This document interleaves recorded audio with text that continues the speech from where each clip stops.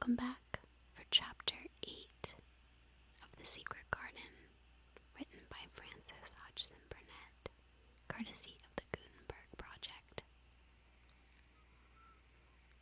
Chapter 8, The Robin Who Showed the Way. She looked at the key quite a long time. She turned it over and over and thought about it. As I've said before, she was not a child who had been trained to ask permission or consult her elders about things. All she thought about the key was that if it was the key to the closed garden, she could find out where the door was. She could perhaps open it and see what was inside the walls and what had become of the old rose trees. It was because it had been shut up so long that she wanted to see it. It seemed as if it must be different from other places, and that something strange must have happened to it during 10 years. Besides that, if she liked it, she could go into it every day and shut the door behind her, and she could make up some play of her own and play it quite alone, because nobody would ever know where she was, but would think the door was still locked and the key buried in the earth. The thought of that pleased her very much. Living as it were all by herself in a house with 100 mysteriously closed rooms, and have nothing whatever to do to amuse herself, had set her inactive brain to working, and was actually awakening her imagination. There's no doubt that the fresh, strong, pure air from the moor had a great deal to do with it. Just as it had given her an appetite, and fighting with the wind had stirred her blood, so the same things had stirred her mind. In India she'd always been too hot and languid and weak to care much about anything, but in this place she was beginning to care and to want to do new things. Already she felt less contrary, though she did not know why. She put the key in her pocket and walked up and down her walk. No one but herself ever seemed to come there, so she could walk slowly and look at the wall, or rather at the ivy growing on it. The ivy was the baffling thing. Howsoever carefully she looked, she could see nothing but thickly growing, glossy, dark green leaves. She was very much disappointed. Something of her contrariness came back to her as she paced the walk and looked over it at the treetops inside. It seemed so silly, she said to herself, to be near it and not be able to get in. She took the key in her pocket, and when she went back to the house, and she made up her mind that she would always carry it with her when she went out, so that if she should ever find the hidden door, she would be ready. Mrs. Medlock had allowed Martha to sleep all night at the cottage, but she was back at her work in the morning with cheeks redder than ever and in the best of spirits. I got up at 4 o'clock, she said. It was pretty on the moor with all the birds getting up and the rabbits scampering about and the sun rising. I didn't walk all the way. A man gave me a ride in his cart, and I did enjoy myself. She was full of stories of the delights of her day out. Her mother had been glad to see her, and they had got the baking, washing all out of the way. She had even made the children a dough cake with a bit of brown sugar in it. I had 'em all piping hot when they came in from playing on the moor, and the cottage all smelled so nice. Clean hot bacon, and there was a good fire, and they shouted for joy. Our Dickon said our cottage was good enough for a king. In the evening they'd all sat round the fire, and Martha and her mother had sewed patches on torn clothes and mended stockings, and Martha had told them about the little girl who'd come from India, and who had been waited on all her life by what Martha called blacks until she didn't know how to put on her own stockings. They did like to hear about you, said Martha. They wanted to know about the ship you came in. I couldn't tell them enough. Mary reflected a little. I'll tell you a great deal more before you have your next day out, so that you'll have more to talk about. I dare say they would like to hear about riding on elephants and camels, and about the officers going to hunt tigers. My word, cried delighted Martha. It would really set 'em off their heads. Would they really do that, miss? It would be the same as a wild beast show like the one we heard they had in York once. India's quite different from Yorkshire, Mary said slowly, as though she thought the matter over. I never thought of that. Did Dickon and your mother like to hear you talk about me? Why, our Dickon's eyes nearly started out of his head. They got that round, answered Martha. But mother, she was put out about your seeming to be all by yourself. She said, hasn't Mr. Craven got no governess for her, no nurse? And I said, no, he hasn't, though Mrs. Medlock said he will when he thinks of it, but she said he may not think of it for 2 or 3 years. "I don't want a governess," said Mary, sharply. "But Mother says you ought to be learning your book by this time, and you ought to have a woman to look after you, and says, now, Martha, you just think how you'd feel in yourself in a place like that, wandering about all alone and no mother. You'd do your best to cheer her up," she said, and I said I would. Mary gave her a long, steady look. "You do cheer me up," she said. "I like to hear you talk." Presently Martha went out of the room and came back with something held under her apron. "What does thou think?" she said with a cheerful grin. "I've brought thee a present." "A present?" exclaimed Mistress Mary. "How could a cottage full of 14 hungry people give anyone a present?" "A man was driving across the moor peddling," Martha explained, "and he stopped his cart at our door. He had pots and pans and odds and ends, but Mother had no money to buy anything. Just as he was going away, our Elizabeth Ellen called out, 'Mother, he's got skipping ropes with red and blue handles.' And Mother, she calls out quite sudden, 'Here, stop, mister, how much are they?' And he said, 'Tuppence.'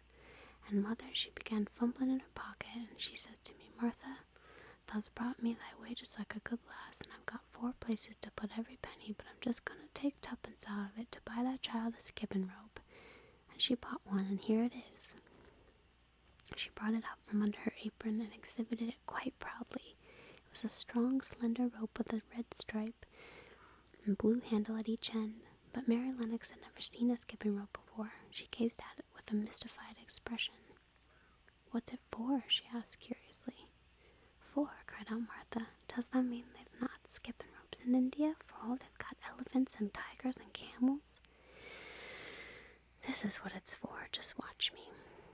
And she ran into the middle of the room, and taking a handle in each hand, began to skip and skip and skip, while Mary turned in her chair to stare at her, and the queer faces in the old portrait seemed to stare at her too, and wondered what on earth this common little cottager had the impudence to be doing under their very noses. But Martha did not even see them. The interest and curiosity in Mistress Mary's face delighted her, and she went on skipping and counted as she skipped until she reached 100. "I could skip longer than that," she said when she stopped. "I've skipped as much as 500 when I was 12, but it wasn't as fat as I am now, and I was in practice." Mary got up from her chair, beginning to feel excited herself. "It looks nice," she said. "Your mother's a kind woman. Do you think I could ever skip like that?" "You just try it," urged Martha, handing her the skipping rope. "You can't skip 100 at first, but if you practice, you'll mount up. That's what Mother says. She says, nothing will do her more good than skipping rope. It's the sensiblest toy a child can have. Let her play out in the fresh air, skipping, and it'll stretch her legs and arms and give her some strength in 'em." It was plain that there was not a great deal of strength in Mistress Mary's arms and legs when she first began to skip. She was not very clever at first, but she liked it so much that she did not want to stop.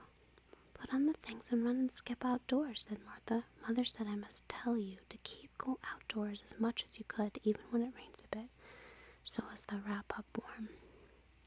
Mary put on her coat and hat and took her skipping rope over her arm.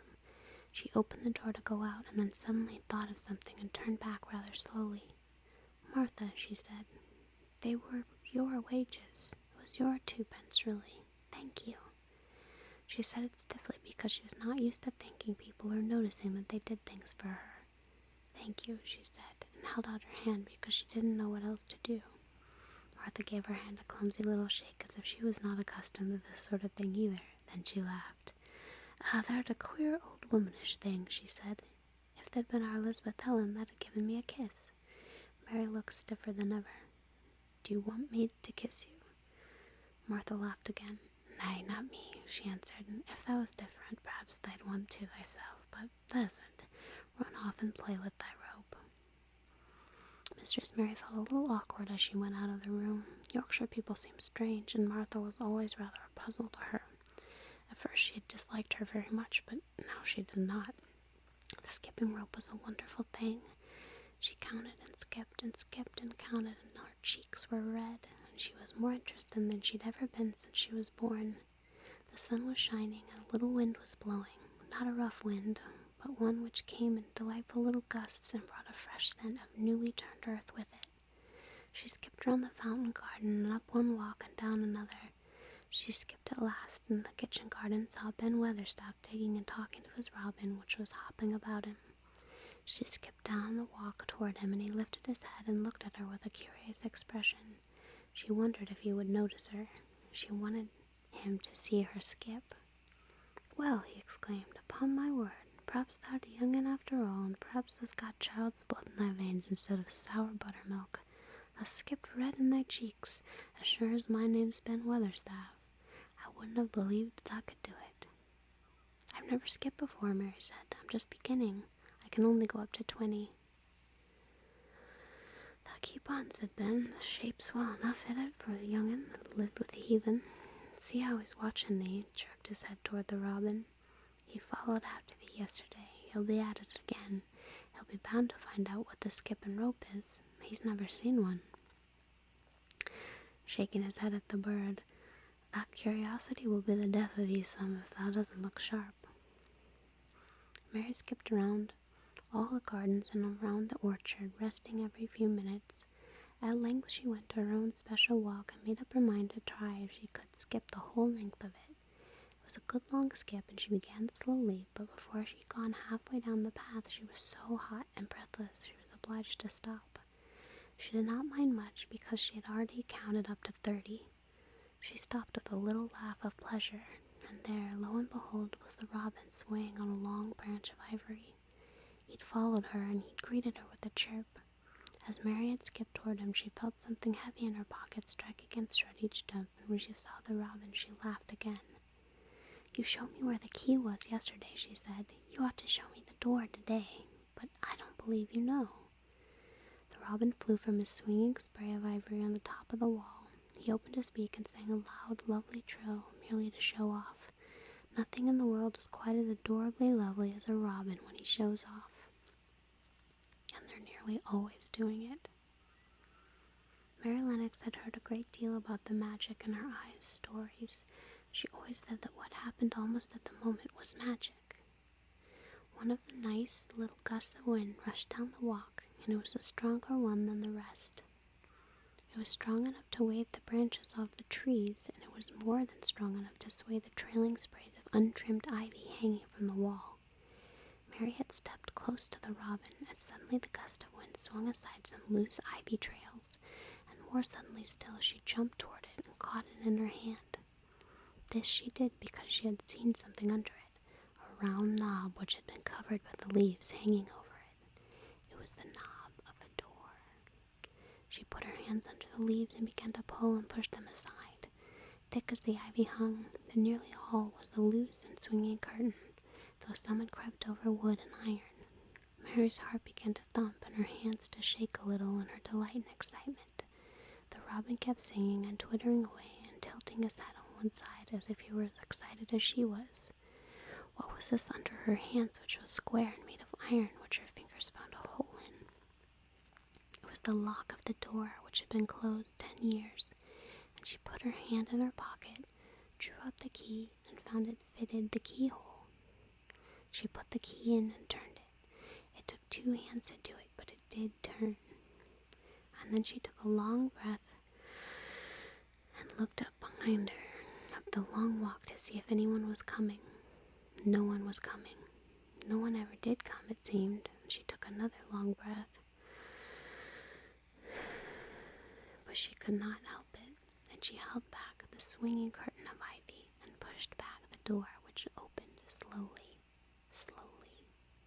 Then she slipped through it and shut it behind her, and stood with her back against it, looking about her and breathing quite fast with excitement and wonder and delight. She was standing inside the secret garden.